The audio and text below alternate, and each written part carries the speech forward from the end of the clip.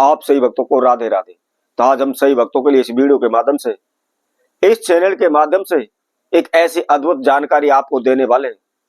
यदि आप भी ऐसे मकान में रह रहे हैं तो कभी भी आपके घर से कंगाली दूर नहीं होगी। आप कंगाल हो जाएंगे, आप पैसे के लिए मारे मारे इधर उधर भटकते रहेंगे, दर दर की ठोकरें खाने पर आप मजबूर हो जाएंगे। आपका संपूर्ण जीवन तहस नहस हो जाएगा। आपके परिवार में कभी भी सुख शांति नहीं रहेगी। आपके घर से रोग कष्ट बीमारी कभी दूर नहीं होंगे।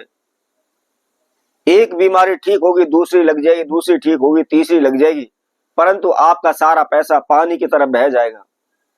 दिन प्रतिदिन आप झगड़ों में, कोर्ट कचहरी केसों में, इसके साथ साथ बीमारियों के अंदर आप अपना सारा पैसा लुटा देंगे।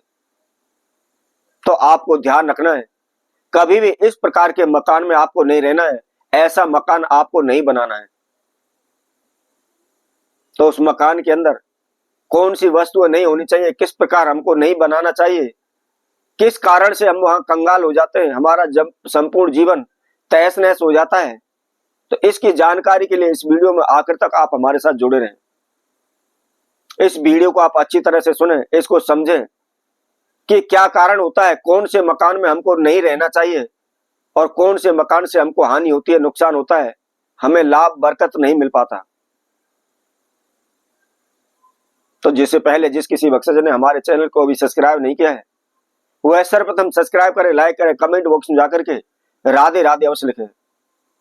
मैंने एक बार पहले भी आप सभी के समक्ष एक वीडियो लेकर आया था, उसमें भी आपको जानकारी दी थी, यदि आपका मकान शेरमुखी है तो कभी भी उस मकान में नहीं रहना चाहिए। शेर का मुख अर्थात बड़ा मुख, जो यदि आपके मकान का फ्रंट, आपके मकान का जो मत्था होता है, वह बैक की बजाय, पीछे की साइड की बजाय अधिक ज्यादा चौड़ा नहीं होना चाहिए। यदि हमारे मकान का फ्रंट, हमारे मेन गेट का फ्रंट ज्यादा चौड़ा होता है तो वह शेरमुखी मकान कहा जाता है। और शेरमुखी मकान में रहने से हमारा संपूर्ण जीवन का नाश हो जाता है। हमारे घर से कभी भी उच्चाटन, तनाव, झगड़े, रोग कष्ट बीमारियां दूर नहीं होती।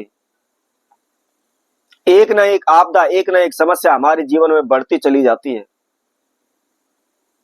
तो इसलिए कभी भी शेरमुखी मकान में आपको नहीं रहना चाहिए। हाँ, यदि आपका कोई भी कारोबार व्यापार करते हैं, आप बिजनेस करते हैं, आप दुकान करते हैं, तो यदि वह शेरमुखी है तो सर्वोत्तम मानी गई है।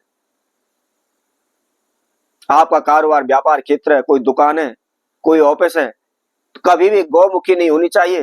अर्थात आपका फ्रंट कभी भी कम चौड़ा नहीं होना चाहिए बैक की बजाय। अब इसके साथ साथ यदि आपका घर का मकान, जहां भी आप रहते हैं, जिस मकान का भी मेन गेट फ्रंट दक्षिण दिशा में है, तो कभी भी ऐसे घर को आपको रहने के लिए यूज नहीं करना चाहिए, क्योंकि दक्षिण मुखी मकान के अंदर से कभी भी रोग बीमारी दूर नहीं होती। और जो भी हमारी जमा पूंजी है, जितना भी हम धन पैसा कमा कर लाते हैं, वह सारा हमारा डॉक्टरों को दवाइयों में, बीमारियों में पानी की तरह बह जाता है। कभी भी हमारे घर में बरकत नहीं हो पाती, कभी भी हम उन्नति नहीं कर पाते। हाँ, यदि आपका मकान दक्षिण मुखी है, परंतु टू साइड ओपन है, दोनों साइड आपके गेट लगे हुए हैं, तो आप उस मकान में रह सकते हैं। यदि टू साइड ओपन मकान नहीं है, केवल दक्षिण में ही आपका मुख्य दरवाजा है, तो कभी भी ऐसे मकान में आप ना रहें। इसके साथ साथ यदि आपके मकान के मेन गेट पर पीपल का वृक्ष खड़ा हुआ है, तो ऐसे मकान में भी आप रहने से बचें।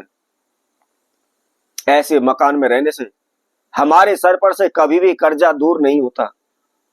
लाखों करोड़ों रुपए के कर्जे के नीचे हम आ जाते हैं। कितना भी हम पैसा जोड़ने की कोशिश करें, परंतु पैसा हमारे पास जुड़ेगा नहीं, पैसा पानी की तरह बहता चला जाएगा। कभी भी हमारे जीवन में उन्नति नहीं हो सकती, कभी भी हमारे जीवन में बरकत नहीं हो सकती। हम कंगाल हो जाएंगे, हम दर दर के भिखारी बन जाएंगे। तो यदि आपके घर के मुख्य द्वार पर पीपल का वृक्ष खड़ा हुआ है, तो ऐसे मकान में आप ना रहें।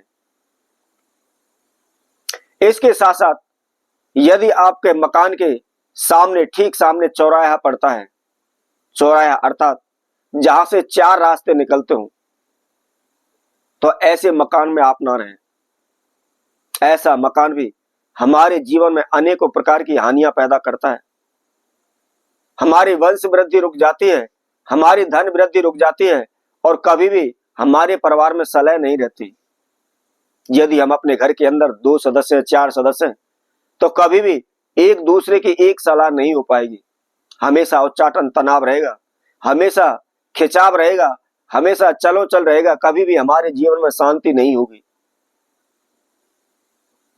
यदि किसी कारणवश आपको इस प्रकार के मकानों में रहना पड़ जाता है, तो उसके लिए आपको क्या समाधान करना है, कौन सा उपाय करना है, ताकि हम इस प्रकार की समस्याओं से बच सके, हमारे जीवन में आए हुए संकट, समस्याओं से हम छुटकारा पा सके। तो इसके लिए उपाय हम आगे आने वाली वीडियो में आप सभी के समक्ष रखेंगे। तब तक के लिए सभी भक्तों को इस सुंदर ज्योतिष चैनल की तरफ से सभी को राधे राधे।